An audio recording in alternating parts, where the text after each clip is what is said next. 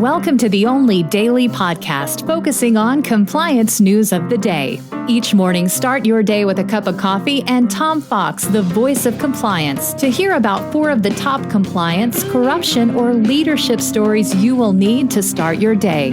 The Daily Compliance News is a production of the Compliance Podcast Network.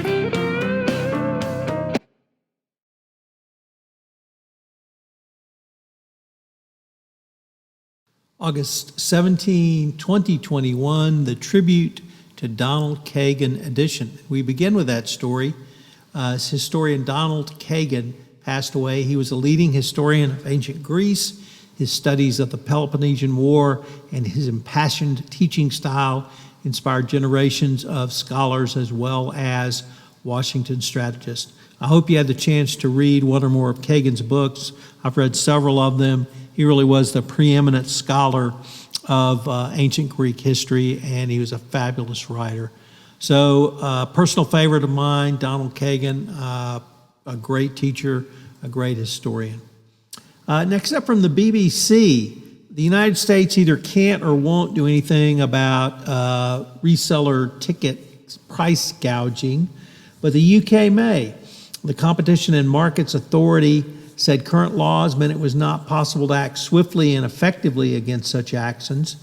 And the UK Competition Committee said that both StubHub and its ilk should face tighter rules.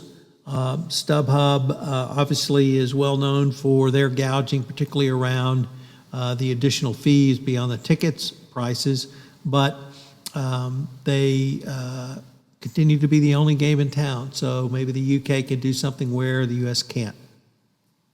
Next up, the US will investigate Tesla's autopilot system over crashes with emergency vehicles, as reported by the New York Times. The US auto safety regulator said that it opened a broad investigation of the autopilot system used in hundreds of thousands of Tesla's electric cars. The investigation was prompted by at least 11 accidents in which Tesla drivers using autopilot, an assisted driving system that can steer, accelerate, and brake on its own, drove into parked fire trucks, police cars, and other emergency vehicles. These crashes killed 1 and injured 17. Safety experts and regulators have been scrutinizing autopilot since the first accident involving the system was reported back in 2016, in which the driver of a Tesla Model 6 was killed when his car struck a tractor trailer in Florida. In that agency, the safety agency concluded there were no defects, but on Monday the agency appears to have changed courses. And our final story comes from the Wall Street Journal, as banks weigh alternatives to Libor replacement as companies seek longer-term interest rates.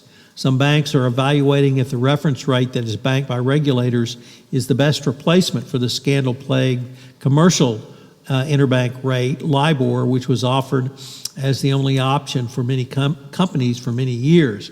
Many U.S. financial institutions are providing the Secured Overnight Financing Rate, or SOFR, to corporate borrowers as part of the transition away from Libor. But the SOFR may not cover all companies' needs, as banks and corporate advisors say, because the benchmark lacks rates that are weeks or months into the future. It's making it harder for companies to plan future interest rate risk. And so the lenders are looking for various rates that they might be able to work with their customers on to provide some certainty in these uncertain times. The Daily Compliance News is a production of the Compliance Podcast Network and a proud member of C-Suite Radio. Thanks so much for listening. I hope you'll join me again tomorrow.